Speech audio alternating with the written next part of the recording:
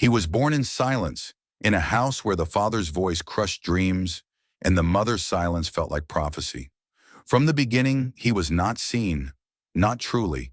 He grew up chasing recognition, not power. He wanted to paint, to be accepted, to be someone. But the world said no. The academy rejected him, twice, and so he stayed in Vienna, alone, broke, drifting.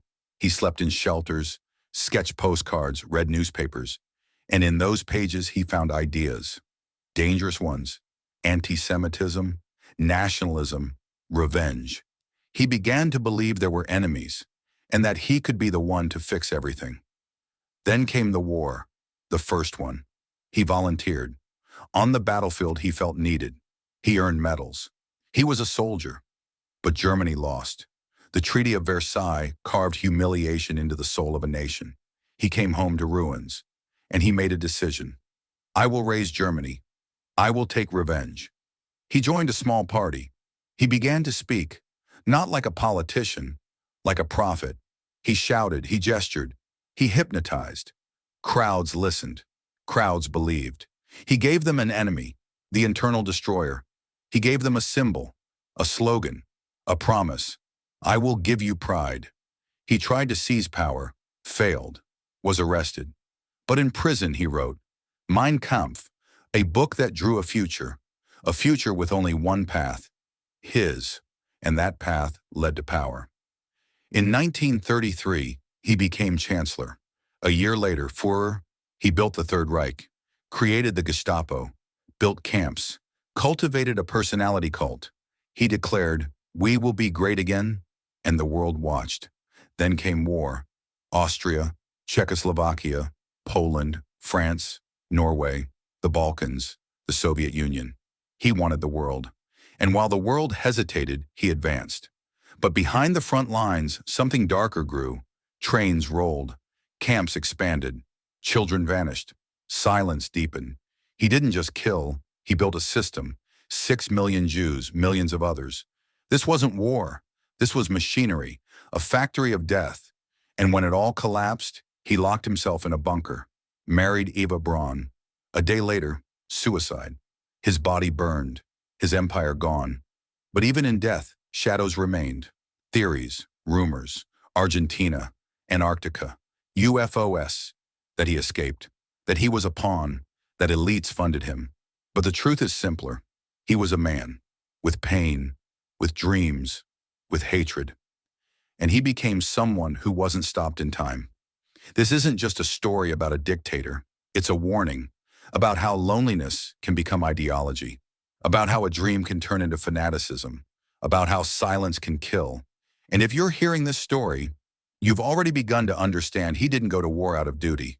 He went to feel needed, to disappear into the uniform, the formation, the sound of gunfire. In 1914, he volunteered, and for the first time, he felt accepted. He was part of something vast. He was a soldier. He earned medals. He wrote letters filled with pride. He believed Germany was him, and if she suffered, he suffered with her. If she was humiliated, he would restore her honor. He didn't fear death. He feared being no one. But Germany lost, and he couldn't accept it. He didn't see military defeat. He saw betrayal, conspiracy. He searched for those to blame, and he found them. He returned to a country with no order, no faith, no future. And in that emptiness, a decision was born. I will not let this happen again. I will bring back strength. I will bring back fear. War became his revelation, not as horror, but as meaning.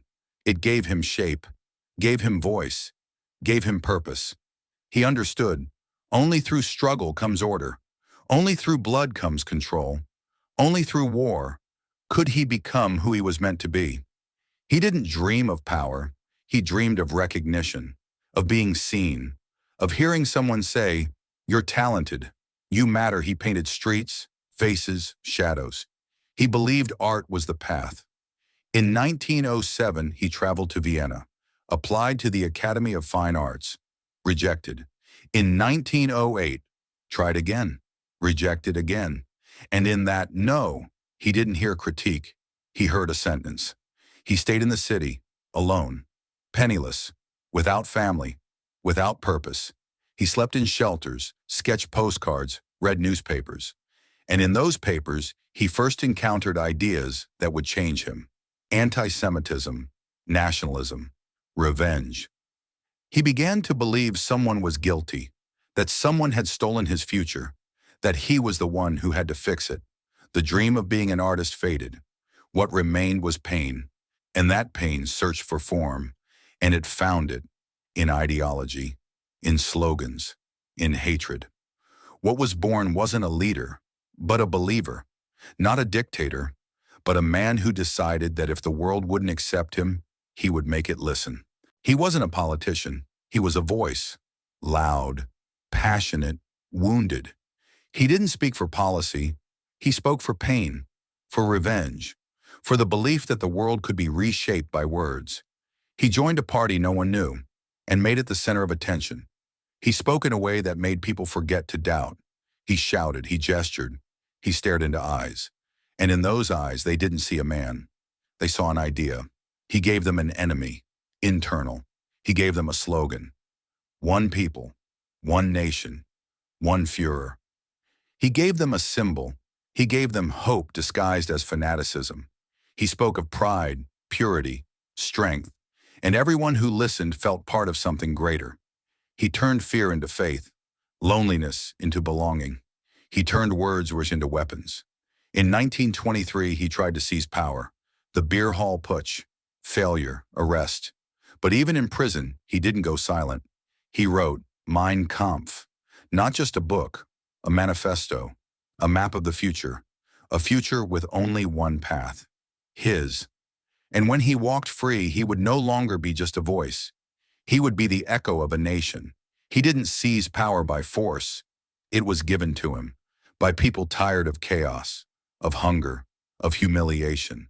They wanted order, a voice that would say, "You will be great again." And he said it. He became chancellor, legally, through elections, through trust, through fear, through hope. Then the president died, and he merged the powers. No gunfire, no revolution, just a signature, just silence. And now he was Führer, one man, one nation. He built the Third Reich, created the Gestapo, the camps, the cult of personality. He turned the state into a mirror of his will. This war wasn't sudden, it was expected, prepared, dreamed of. It wasn't a catastrophe, it was a promise of strength, a promise of revenge, a promise of return. He spoke of it for years in books and speeches and marches. He painted the enemy, internal, external. He said, "We were betrayed. We were humiliated. We will take back what's ours." And people listened. People believed. They marched. They built tanks. They raised flags. They taught children to hate. War became a ritual, a dream, a cleansing. And when it began, no one was surprised. Austria, Czechoslovakia, Poland. It was all part of the plan. He didn't just invade or he reclaimed. He didn't just attack. He restored the justice he had invented. The world watched. The world hesitated. And he kept going. France, Norway, the Balkans, the Soviet Union. He wanted everything. He believed history belonged to the strong, that the weak must vanish, that war wasn't horror, it was order. And millions followed him, willingly, with songs, with faith, with hatred. This wasn't just a war, it was a culmination of an idea they accepted, of words that became weapons, of fear that became law. It was the war they were waiting for, and the war no one stopped in time. He built an empire where every step obeyed his will. He created enemies, laws, fear. He made millions march, believe, stay silent. But in the end, he was alone, in a bunker, underground, in a city collapsing above him. He heard them coming. He knew it was over. He married a woman who had lived in his shadow. He wrote a will.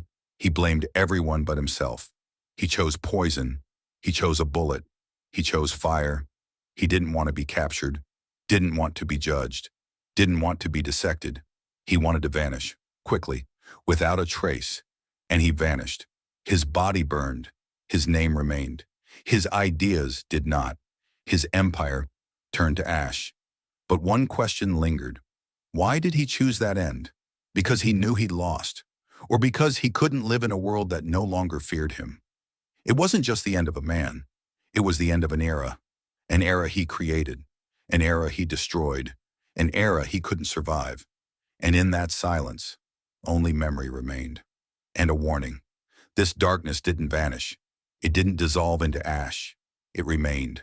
In photographs, in names, in numbers too large to grasp. Millions, 6 million, Jews, Roma, prisoners, children, people who simply existed, who lived, who disappeared. Trains rolled, no windows, no words. People stood inside, silent. Camps operated like clockwork. Gas chambers, furnaces, lists, everything was organized. Everything was calculated. This wasn't rage, it was a system. It wasn't a mistake. It was a plan. He didn't just kill, he built a mechanism. He turned people into numbers, into dust, into silence. And that silence is the most terrifying, because it remains in museums, in books, in the eyes of those who survived, in the voices of those who speak, in the memory of those who cannot forget. This darkness is not the past. It is a warning that a human can become a machine, that an idea can become a factory of death, that silence can become an accomplice. And if we look at it, we must remember, because to forget is to repeat. He died, quickly, quietly, in a bunker, underground, in a city that no longer belonged to him. His body was burned, his empire vanished, his idea scattered, but not everything disappeared. Shadows remained, questions remained, theories remained. They said he escaped to Argentina, to Antarctica, that he lived under another name, that he was rescued, that he was a pawn, that others stood behind him, that he was just a mask, that it was all part of a larger plan. People searched for traces, for photos, for documents, for meaning. But the more they searched, the more they lost. Because the truth isn't about where he died, it's about why he became who he did, why millions followed him, why words became weapons, why fear became law. And if we're still asking these questions, it means we're still afraid it could happen again. These theories aren't just speculation. They're reflections of our anxiety, our memory, our responsibility.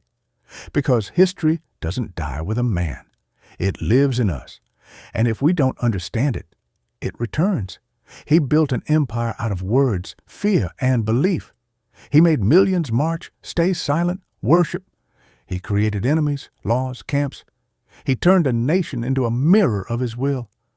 But in the end, he was alone, not on a podium, not in a hall, but in a bunker underground, in a city that no longer belonged to him. He heard it collapsing, the walls trembling, the army vanishing. He knew it was over. He married a woman who had lived in his shadow. He wrote a will. He blamed everyone but himself. He chose poison. He chose a bullet. He chose fire. He didn't want to be captured, didn't want to be judged, didn't want to be dissected. He wanted to vanish quickly, without a trace. And he vanished. His body was burned, his voice silenced, his ideas scattered, his empire turned to ash. But one question remained. Why did he choose that end? Because he knew he'd lost? Or because he couldn't live in a world that no longer feared him? It wasn't just the end of a man. It was the end of an era he created, an era he destroyed, an era he couldn't survive.